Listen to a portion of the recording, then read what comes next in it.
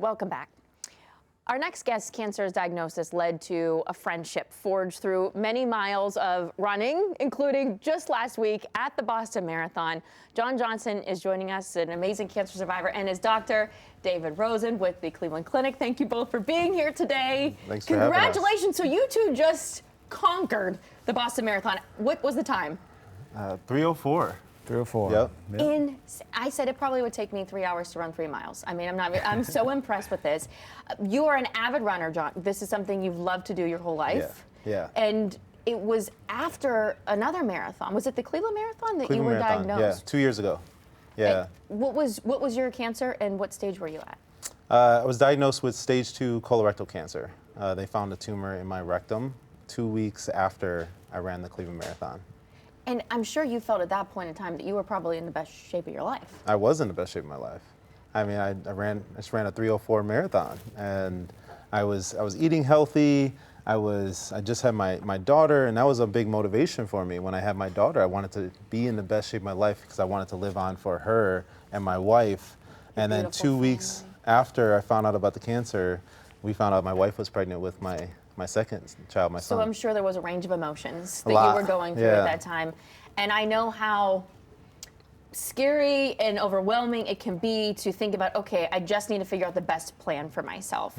And that's where Dr. Rosen comes into play. So that's how you sought him out, you needing the medical care that you needed. And as a team, did you come up with kind of the plan moving forward? Yeah, we talked about the options of treating his rectal cancer and treatment modalities such as radiation and chemotherapy and surgery, and we came up with the right plan that worked for John. And I think it's amazing now. You two have developed, and I see that, I get it. You've developed a friendship. Look at them. I love this. And it happens. So I'd love for you to speak to that, Dr. Rosen, because, you know, as patients, we're just so grateful to you, first of all, for what you do to help us. But it works both ways. You really develop a connection with your patients when they're going through this. Yeah, absolutely. I mean, your patients become your family members, and there are especially certain patients like John that just inspire me to do more and be better. And he really got me thinking about what I can do more to raise awareness and more than I already do. And that's kind of where we started bouncing ideas off each other and let us do the running and the marathon.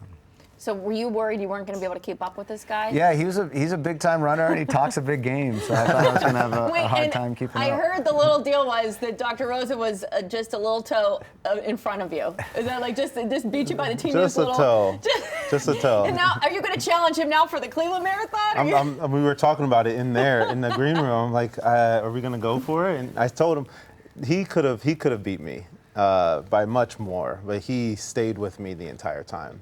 And he had a lot more to lose than I did. You know, if he got beat by me after going through chemo and radiation, then we'd be the talk. He would never live it down. But he's just treated you so well. But that's how you got faster. He did. There was a point in the marathon where I said he just kept on looking back for me, and I was like, "Can you not look back at me every 10 seconds? It doesn't help." But that's the kind of guy he is. When Dr. Naeem referred me to him, he had me in his office within 24 hours. And I couldn't have picked a better person to be in that room with me when I found out the news. You bring up such a good point, too.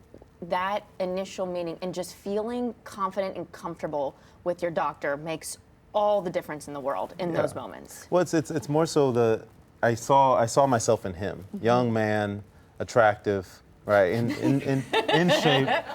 And I'm like, okay, I can relate to this person and he can relate to me because I'm not a typical cancer patient, right? That you're typically going to see. I was in the best shape of my life. I was a young man, I was a young father, husband. My wife was there with me, and he got that, right? He's a father himself and a husband, and so it just made me feel much more comfortable and trust him and trust the process. What advice do you have? You're clearly not 40, so you weren't going. You weren't getting. I'll be 37 on Monday. So you found it through the pain. Is that how did you know? I was finding blood in my stools. Okay. So I was doing training. Originally, we thought it was just a ruptured hemorrhoid or something.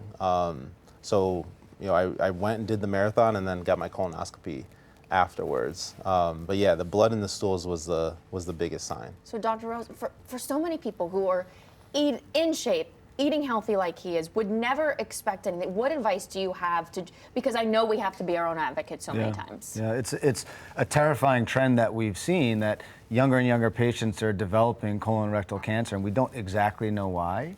The main thing is that I tell everybody is never ignore any symptoms. It's very easy to brush off some, I've had some abdominal cramping for the past week, or it's probably just hormones or something, or a little bit of blood, oh, I probably had a hemorrhoid or anything. It's really important not to ignore any of these symptoms, because a lot of times the development of cancer, especially in younger patients who are healthy, is very asymptomatic and you don't notice anything. Or maybe there's just a little twinge or something that you can get by and ignore. So the most important thing, if you have change in your bowel habits, pain, bleeding in your stool or from your rectum, don't ignore that and get that checked out as quick as you can. Well, I know you've developed a foundation now. Yeah. I love it. Get Off My Butt. Yes. Is what it's called. That's what it's called. And we're going to have you back to talk a little bit more about that, but what is your whole goal with that? Exactly what you just said, breaking the silence on butt health.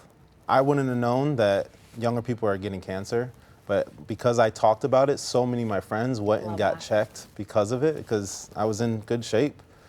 Oh, if you got cancer, I can have it. And so that's all it is breaking the silence on butt health and making sure that younger people are talking about it so that we could potentially save a life just by having them get checked. And that's really been our mission through the whole, when we, in our long runs that we do together during training, we talk all the time about how can we raise that awareness? Is it policy that needs to change? Is it advocacy? Is it, how do we reach people? How do we reach a younger generation that might not be following the traditional media types, and how do we do that? And it's a curable one. If it's caught early, it's something that can be, we got to catch this thing early, and when we do, look what happens. Look at you right now. It's unbelievable. Yeah. I thank you both. When's the Cleveland Marathon now that you're going to be? May 18th. May 18th. Yeah. And you're both running in this? Both I running love it. this. So we got to cheer them on. We'll have you back to talk more about your foundation. Thank Can't you wait. for all you do to help us all. Thank you, truly. And My pleasure. very inspiring, Thank both you. of you. Thank you. Thanks so much.